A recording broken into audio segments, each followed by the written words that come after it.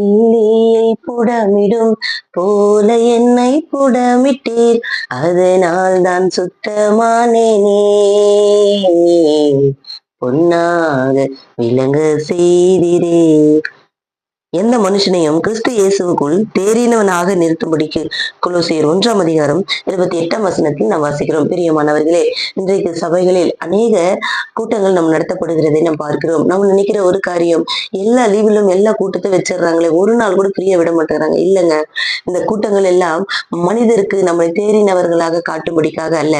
வேதத்தை வாசிப்போம் என்று சொன்னால், கிறிஸ்துவுக்குள் நம்மளை தேறினவர்களாக மாற்றிக்கொள்ள இப்படிப்பட்ட கூட்டங்கள் நடத்தப்படுகிறது. பவுல் சொல்லுவார், மனுஷருக்கு புத்தி சொல்லி ஞானத்தோடு உபதேசம் பண்ணுகிறோம்.